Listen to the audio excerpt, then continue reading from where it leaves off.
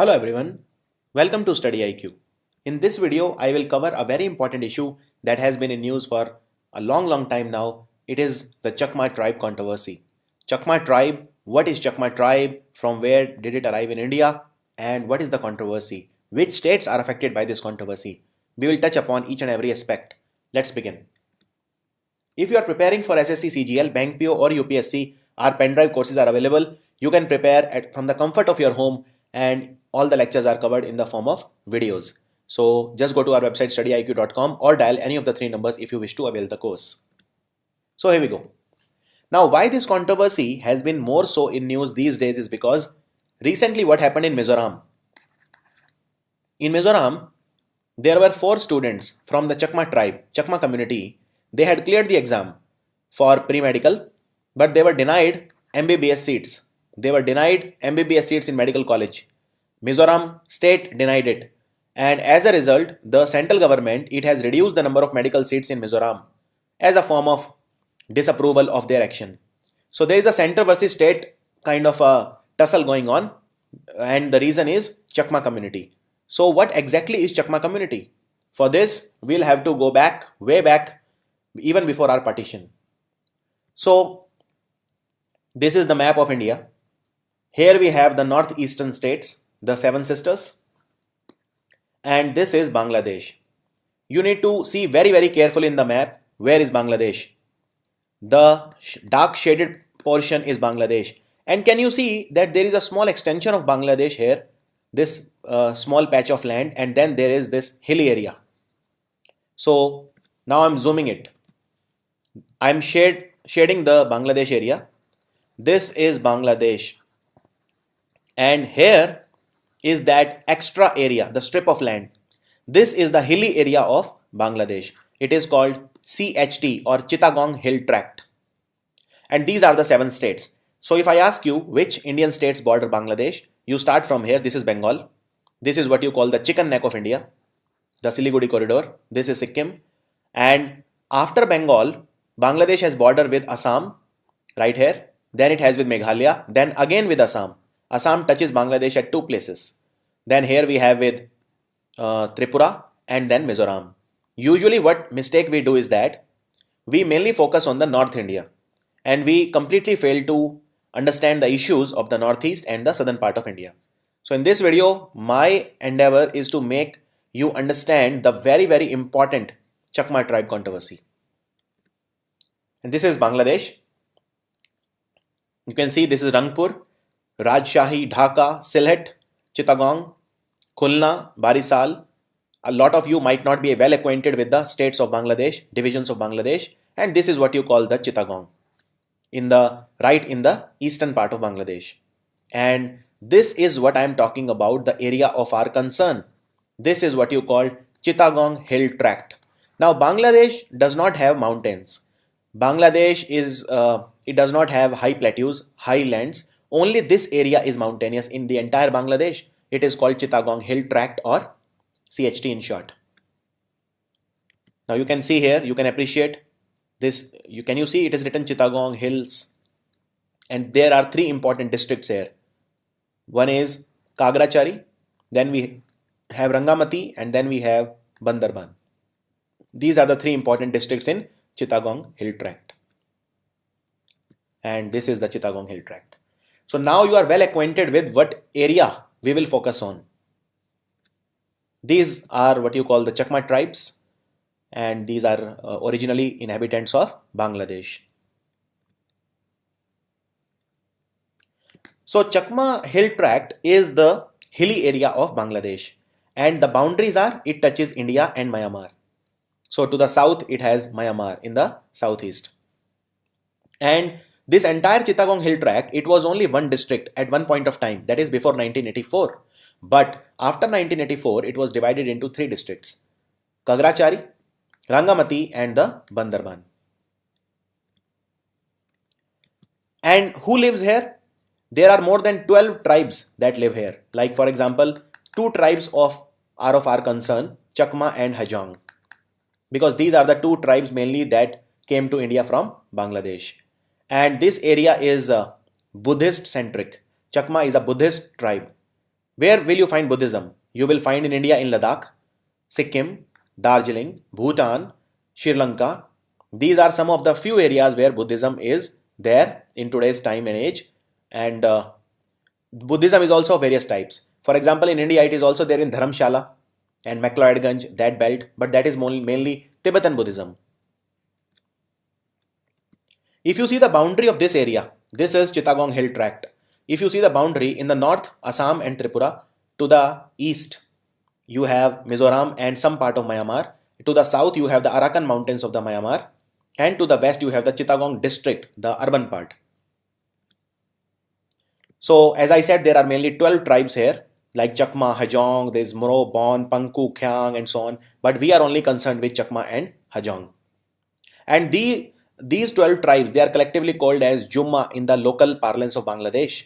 Jumma means highlanders, the people who live on mountains. So they are called Jumma, and majority of them are Chakmas. It is the largest ethnic group in the Chittagong Hill Tracts. They are very, very distinct. They are very, very distinct from the remaining Bangladesh. Because they are Buddhist, majority of people in Bangladesh are Muslims. Even Hindu is a minority in Bangladesh. They have very different language, very different culture, very different heritage, and of course religion. And the three important districts are Rangamati, Khagrachari, and Bandarban. Now, even before I go further, you should understand the terms indigenous and non-indigenous. So this is the area of our concern. And indigenous basically means the original inhabitants of a place, the denizens, the people who have been living there. So if I talk about CHT, who are the indigenous people there? The Chakmas, the Hajongs, the Jumma people. And the entire Bangladesh, remaining Bangladesh is the non-indigenous for CHT, right? So the Muslims, for example, and other religions, they are in non-indigenous. Chakmas, they follow a special Buddhism called Theravada Buddhism.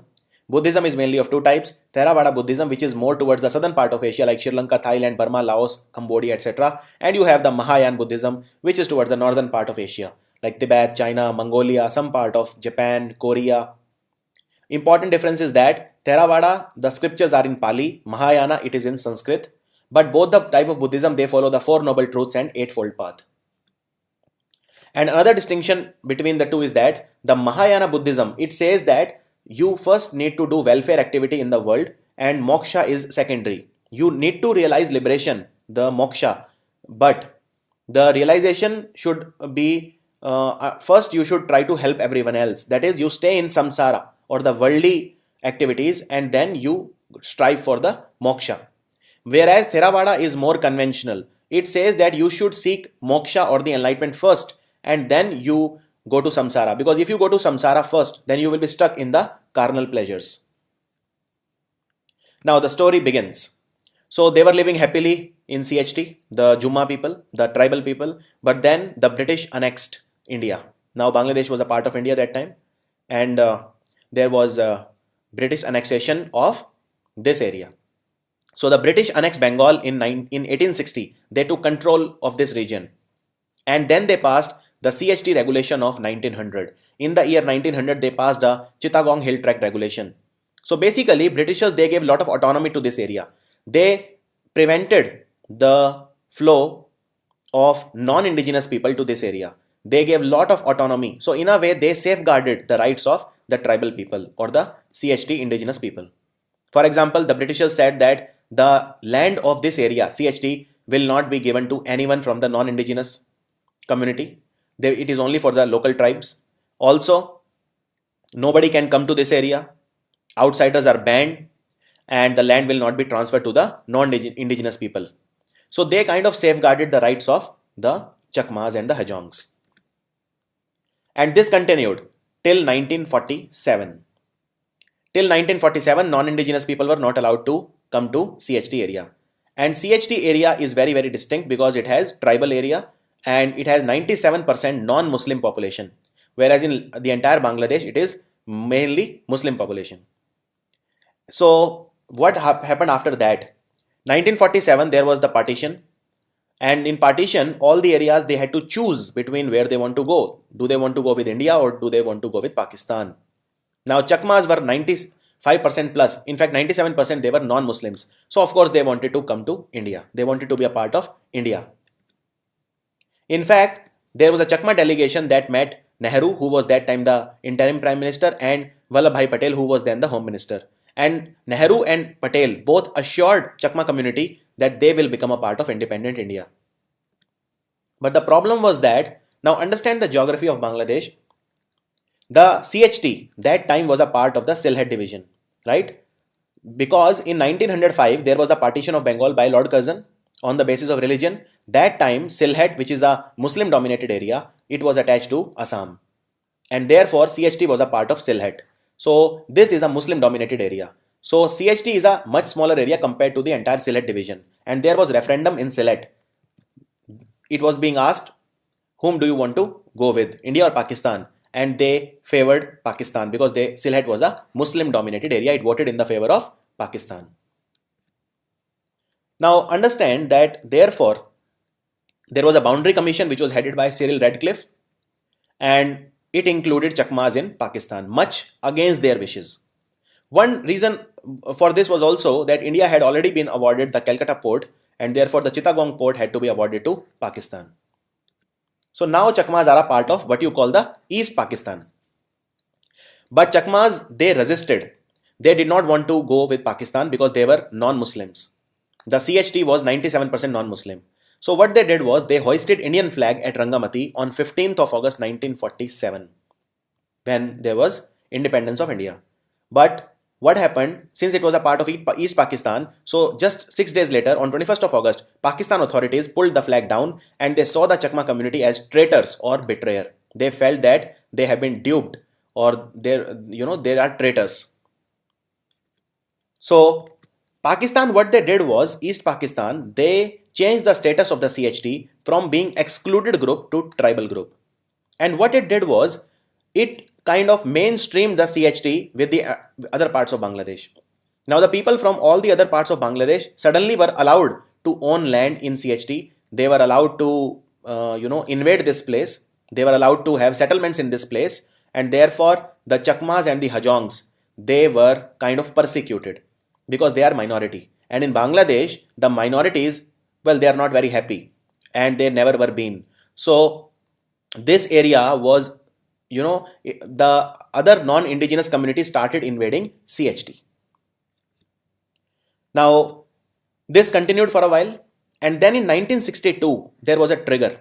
Pakistan built Kaptai hydroelectric power project in the CHT area. Kaptai hydroelectric power. And you know that wherever there is a power project, you have to build a dam because it's a hydroelectric power project. And whenever you have a building of a dam, the local community which is there, which resides on the banks of the river, it has to be shifted. For example, we saw in India when Narmada Dam was being built, thousands of people, they had to be shifted elsewhere. So more than 1 lakh tribal people, they were displaced because of the creation of the dam, and 70% of them were Chakmas. So they started going elsewhere to other country. Some fled to Myanmar.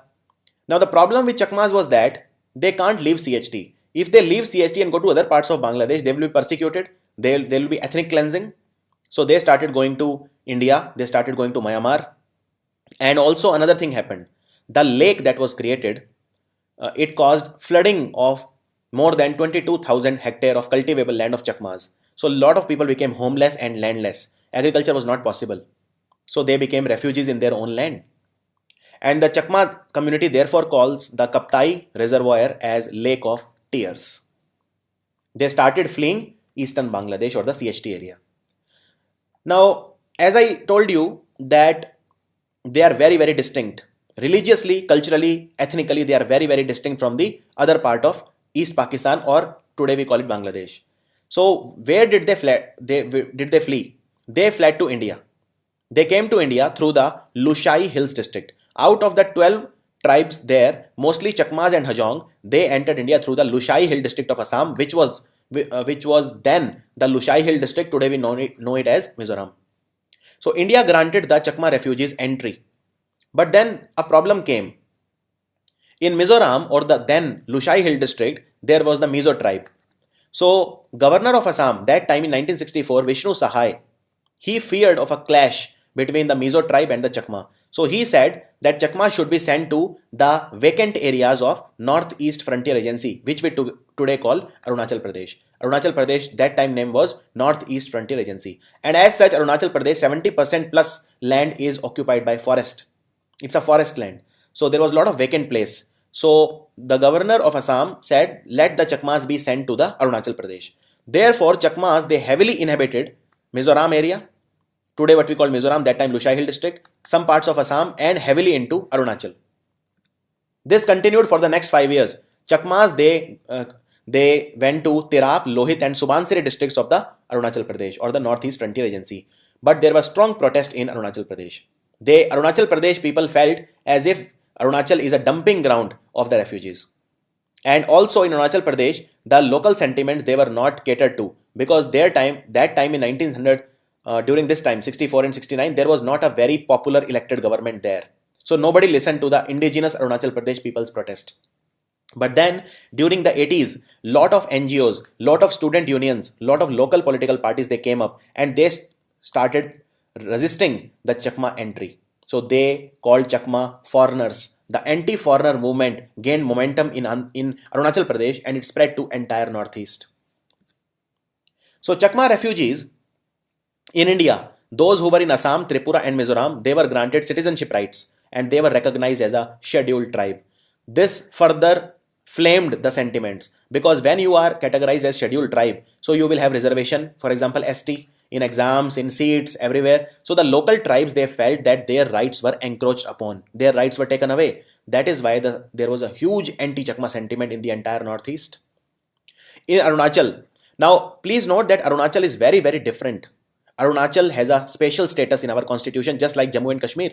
You know that in Jammu and Kashmir, Article 35A, 370, they give Jammu Kashmir a different status. Similarly, Arunachal Pradesh also enjoys constitutional protection. Nobody can go and simply buy land in Arunachal Pradesh. But when Chakmas, they started inhabiting Arunachal Pradesh in large numbers, then the local Arunachal people felt that if they get land here and if they get voting rights, they will become very, very influential, much to the detriment of the local Arunachal population. And that is why Arunachal people were completely in arms. So what happened after that? In 1971, there was creation of Bangladesh. East Pakistan became Bangladesh and there was liberation of Bangladesh. So the Chakmas now felt that, okay, now our country is free from Pakistan, we can make an attempt to stay in Bangladesh and not flee to India and Myanmar. So Chakma, they organized themselves into a party which is called Shanti Bahini. But the problem was the peaceful protest or their method of talks suddenly became armed struggle. They picked up weapons and there was an armed struggle with the local government of Sheikh Mujibur Rahman. And what happened was they went to Sheikh Mujibur Rahman, who was the Bangladesh premier that time, and they asked him autonomy. But then Sheikh Mujibur Rahman, he was completely against Chakmas. He considered them traitors and he told them, go back to Bengal and become Bengalis. That was his words of Sheikh Mujibur Rahman. And Sheikh Mujibur Rahman, in fact, not only that, he went a step ahead. He sent army to the CHT areas, calling for killing of the Chakma community and Hajong communities, and oppressed and persecuted them. There were severe human rights violations. In fact, in 1986, the president of Bangladesh that time, Mr. Hussain Muhammad Ershad, told the Bangladesh parliament that more than 1,000 Chakmas have been killed in the violence. In fact, this is a conservative estimate. Some people say that more than 10,000 people have been killed. So over the decades, there was a wave of violence by the Bangladesh army, Bangladesh military on the Chakmas across the border who tried to seek refuge in India. So Chakmas, they became refugee in their own country because they can't go to the rest of the Bangladesh because of persecution and ethnic cleansing. So during 1987, what happened? 45,000 Chakma refugee and Hajong refugee, they filtered into Tripura in just 15 days, a fortnight. And then Tripura government, it entertained them because they were really in distress. They had stories of rape, murder and displacement by the atrocities, human rights violation by the Bangladesh army. So Indian government in Tripura, it hosted them. They were put in makeshift camps. Now, important thing to understand is that Chakmas, they tried a lot to have talks with the Bangladesh government. First with Sheikh Mujibur Rahman government, then Begum Khalida Zia led BNP government. But finally, Sheikh Hasina led Awami League government in 1997 granted them CHT Accord.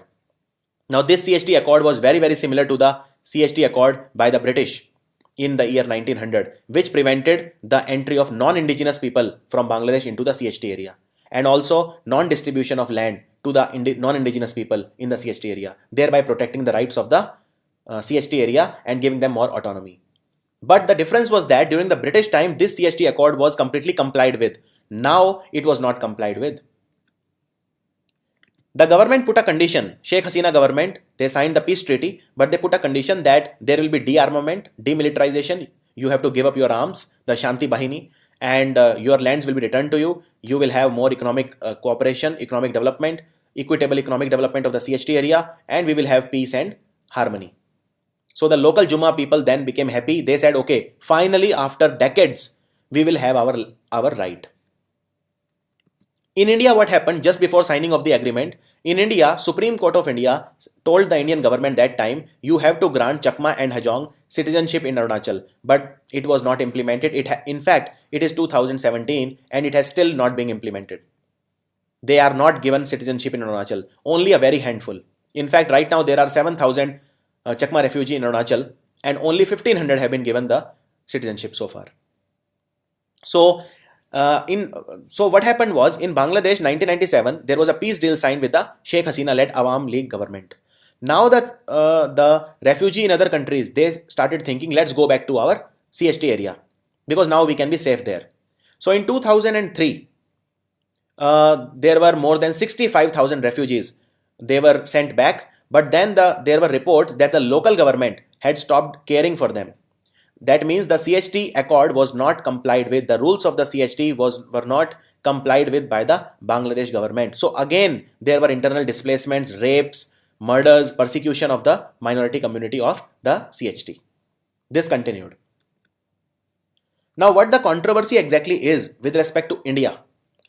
The controversy is that in 1996, Supreme Court said, you grant them citizenship, but then government is not giving them citizenship. Why? Because in Arunachal, the local government fears the backlash from the local community. In Arunachal, there are a lot of local tribes, and the people who are originally from Arunachal, they feel Chakmas are foreigners. So there is Chakma go back. There is a Chakma go back sentiment which is there in the student unions, in the local political parties that are in this area. I'll give you an example. In 1995, the Congress government, it was led by Jejong Apang. It threatened to resign unless the Chakmas were relocated from Arunachal. So this center versus state has put Chakmas into a very precarious situation. Now in Arunachal, we have the BJP government led by Pema Khandu. And what has happened is, in the Supreme Court in 2015, it kind of directed the central government to grant Chakmas and Hindu Hajong refugee citizenship in Arunachal. But then there is a fresh protest in Arunachal, fresh anger. And another thing that happened was Narendra Modi said that apart from Muslims, all the minority, be it Hindu, Buddhist, Jain, Sikh, Parsi, Christian, in other countries, they can come to India, especially from Afghanistan, Bangladesh and Pakistan. Because in Afghanistan, Bangladesh and Pakistan, the condition of the minority is not like India, where they have equal rights and everything. They are strongly persecuted. So if minority community from Afghanistan, Bangladesh and Pakistan, it was made easy for them, for non-Muslim refugees to come to India. How? There was a citizenship amendment bill of 2016, which, decreased the minimum years of residency in India to apply for citizenship from 11 years to 6 years. So all these, non-Muslim minority from foreign countries, they can just stay in 6 years in India and they can get the citizenship of India. So the Chakma and Hajong, they also thought, because they are also non-Muslims, they also thought they will be granted citizenship. But again, it has not happened because of the protest from the local governments. So in Mizoram, in Tripura, in Assam, in Arunachal, wherever there is Chakma and Hajong community, the local tribe and the local sentiments are against them. They are considered foreigners. Now let me give you an example of Mizoram. There is fresh animosity from the indigenous tribal groups. And in fact, what has happened is, in Mizoram, for example, the local people feel that the number of Chakmas has increased significantly. Earlier, there were only 5,000 Chakma. Now their number is more than 1 lakh. They feel that if their number keeps on increasing, one day they will occupy the entire state. And these fears are in Mizoram, Tripura, Arunachal, Assam, everywhere. In fact, the Chakma, they have Chakma Autonomous District Assembly, which is demanding Chakma land now. Just like Gorkha land, they are demanding their own land, which is called Chakma land, and they want it as a union territory. So thousands of Chakma, they are living right now in Arunachal Pradesh. They don't have access to healthcare, no education, no healthcare, no access to schools, no primary jobs, nothing. Their condition is very, very precarious, very, very adverse, and the center versus state fight has put a terrible human cost on the Chakma community. Now, what has happened in Bangladesh is even worse. In the CHT area, earlier there were 97% non-Muslims, but in 2011 there was a census which was conducted in Bangladesh, population census. The population of CHT area is 1.6 million, and out of that, almost 55% now is the non-Muslim community and 45% is the Muslim community. So it's almost 50-50 now. So you can imagine the kind of exodus of the Chakma and Hajong from this area, and also the influx of the Muslims from the rest of the Bangladesh. So what is the issue of Chakma tribe in Bangladesh now? First, government's policy of Islamization of CHT region. The CHT Accord, it has not been complied with. The rules and regulations of the CHT Accord are not followed, and there is rapid influx of Muslims from the rest of the Bangladesh to the CHT area. Second, ethnic cleansing. This is very important. Even the Bangladeshi army, it kills a lot of Chakmas, Hajongs, non-Muslims, minorities. Non-implementation of CHT Accord of 1997 and systematic land grab. You know, the CHT area, the land grab is there by the Muslim settlers, the influential political leaders, the military civil bureaucrats, and the army, of course. And what is the issue of Chakma in India? Ethnic clash with the local community, local tribes, local inhabitants of the Northeast. There is non-acceptance. They are considered foreigners or non-indigenous. Non-acceptance by the original country, that is Bangladesh. And no push by the center. Center versus state fight is going on. In fact, let me tell you, Kiran Rijiju, who is from Arunachal Pradesh, he said just 7 days back that the Chakma community cannot be given ST status in Arunachal Pradesh because it will affect the local tribes. Then poor healthcare, education, malnutrition, ethnic cleansing, vulnerable law and order situation, because at a lot of places Chakmas have been shown to possess arms. And as I told you, more than 7,000 Chakmas are in Arunachal alone. Their total number has been around more than 1 lakh now in India, and very few, only a handful, have been granted citizenship. So they are still looking for their place in the Indian society. They are still looking for their place in the Bangladesh society. This is the Chakma controversy. So I hope I was able to make the issue clear to you, and that's how you should study. You should not just see what is going on right now. You should go to the root of the problem. The root of the problem in this case started from partition of the partition, and that is where the Chakma community became a refugee in their own country. So thanks for watching.